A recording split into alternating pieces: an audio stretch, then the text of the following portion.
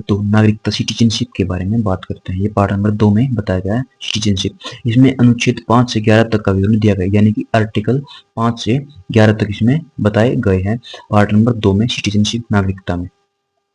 अब देखो part number सबसे पहले हम आर्टिकल 5 की बात करते हैं। आर्टिकल 5 क्या कहता है? संविधान लागू होने के समय नागरिकता, यानी कि citizenship at the commencement of the constitution. यह अनुच्छेद बताता है कि 26 जनवरी 1950 को संविधान लागू होते समय कौन कौन भारतीय नागरिक माने जाएंगे। किसी नागरिक माना जाएगा जो व्यक्ति भारत में जन्मा हो या जिसके माता पिता में से कोई एक भारत में जन्मा हो, या जो व्यक्ति 15 अगस्त 1947 के पहले भारत में स्थायी रूप से रह रहा हो। उदाहरण, अगर कोई व्यक्ति 1945 में दिल्ली में जन्मा और यहीं रह रहा है तो वह 26 जनवरी 1950 को स्वयं भारतीय नागरिक माना जाएगा। आर्टिकल 5 में ये बताया गया है। अब हम यहाँ पे आर्टिकल 6 की बात करते हैं। तो आर्टिकल 6 में देखो, आर्टिकल 6 में क्या कहता है? पाकिस्तान से आए लोगों को नागरिकता, right of citizenship of certain persons who have migrated from Pakistan to India. यह अनुच्छेद भारत पाकिस्तान विभाजन 1947 से जुड़ा हुआ है। 3 तरह के लोग यहाँ बताए गए हैं, जैसे कि जो 19 जुलाई 1948 से पहले भारत आ गए वे स्वयं नागरिक बन गए। जो 19 जुलाई 1948 के बाद आए उन्होंने सरकारी रजिस्ट्रेशन परमिट ऑफ रिसेटलमेंट कराना पड़ा। उनके पीछे जो भारत में पैदा हुए भी भारतीय नागरिक माने गए। उदाहरण, अगर कोई पंजाबी परिवार 1947 में लाहौर पाकिस्तान से भारत आया, पाकिस्तान से, तो वो आर्टिकल 6 के तहत भारतीय नागरिक बने। आर्टिकल 7 क्या कहता है? आर्टिकल 7 में बताया गया है, देखो यहाँ पे आर्टिकल 7 में क्या कहा गया? पाकिस्तान चले जाने वाले लोगों की नागरिकता, right of citizenship of certain migrants to Pakistan.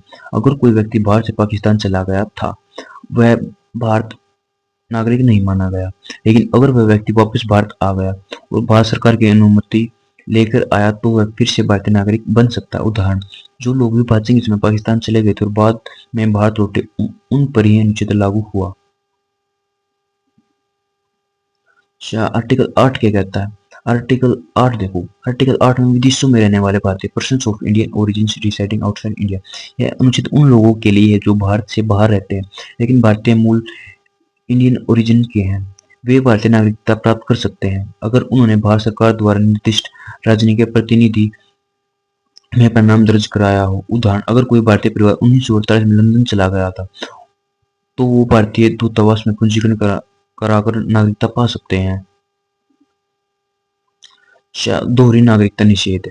Article 9 क्या कहता है? दोहरी नागरिकता निषेध। Person voluntary acquiring citizenship of foreign state not will to citizen. कोई भी व्यक्ति जो किसी दूसरे देश की नागरिकता ले लेता है वह भारत का नागरिक नहीं रहेगा। सीधी बात, अगर कोई दूसरे देश की नागरिकता लेता है वह भारत का नागरिक नहीं माना जाएगा। उदाहरण, अगर कोई भारतीय जाकर अमेरिका की नागरिकता ले लेता है तो वह भारतीय नागरिक नहीं रहेगा। भारत में डबल सिटीजनशिप नहीं होती, यानी कि डबल सिटीजन एक देश या दूसरे देश की भी नागरिकता ले रहे हो इंडिया की, ऐसा भारत में नहीं होता है। आर्टिकल 10 क्या कहता है? आर्टिकल 10 के बारे में पढ़ते हैं थोड़ा डिटेल।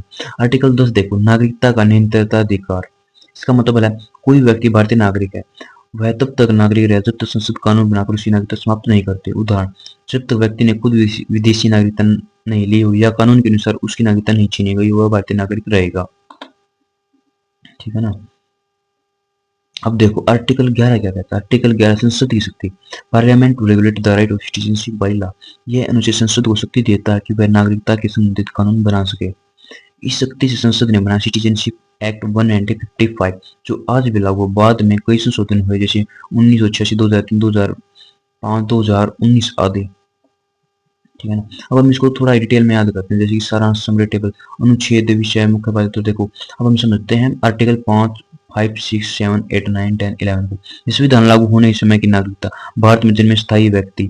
जब पाकिस्तान से आए लोग भारत में आने पर नागरिकता। आर्टिकल 7 की कहता है पाकिस्तान जाने वाले लोग नागरिकता खो दी, लौटने पर अनुमति चाहिए। आर्टिकल 8 के कहता है विदेशों में रहने वाले भारतीय मूल के लोग दूतावास में पंजीकरण से नागरिकता। आर्टिकल 9 क्या कहता है विदेशी नागरिकता लेने वाले व्यक्ति भारत की नागरिकता समाप्त। आर्टिकल 10 कहता है नागरिकता की निरंतरता जब तक संसद अन्यथा न कहे। आर्टिकल 11 कहता है संसद सिटीजनशिप से संबंधित कानून बनाने की शक्ति। यहाँ पे बात करेंगे नागरिक अधिनियम 1955 सिटीजनशिप एक्ट 1955 के बारे में।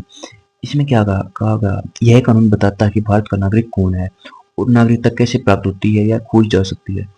सिटीजनशिप एक्ट 1955 के तहत। पृष्ठभूमि बैकग्राउंड, संविधान के भाग 2 आर्टिकल 5 से 11 में नागरिकता के नियम दिए गए थे, लेकिन वो सिर्फ 1950 संविधान लागू होने के समय के नागरिकों के लिए थे। ये लाइन अंडरलाइन कर लो, बहुत इंपॉर्टेंट है।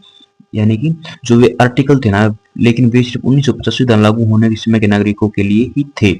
उसके बाद आने वाले लोगों के लिए नया कानून चाहिए था, इसीलिए बना नागरिकता अधिनियम 1955।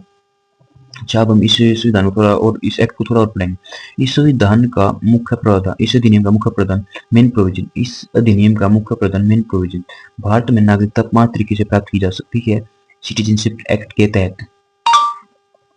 अब देखो, फर्स्ट है बाय बर्थ, जन्म से नागरिकता। अगर कोई व्यक्ति भारत में पैदा हुआ है तो वह भारत का नागरिक माना जाएगा, लेकिन कुछ शर्तों के साथ। समय के आधार पर नियम बदले हैं। 26 जनवरी 1950, 1 जुलाई 1987 कोई भी व्यक्ति भारत में जन्मा नागरिक। 1 जुलाई 1987 से 3 दिसंबर 2004 भारत तभी नागरिक होंगे जब उनके माता या पिता में से कोई एक भारत का नागरिक हो।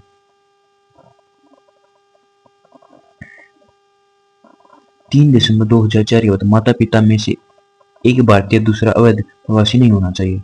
3 दिसंबर 2004 के बाद ये फिर से रूल चेंज होगा। 3 दिसंबर 2004 के बाद माता पिता में से एक भारतीय तथा दूसरा अवैध प्रवासी नहीं होना चाहिए। ये भी बहुत इंपॉर्टेंट है। दूसरा क्या है, बाय डिसेंट, वंश से। अगर किसी व्यक्ति के माता पिता भारतीय हैं और बच्चा विदेश में पैदा हुआ है तो उसे नागरिकता वंश के आधार पर मिल सकती है, लेकिन इसके लिए भारतीय दूतावास में बच्चे का नाम दर्ज कराना पड़ता है।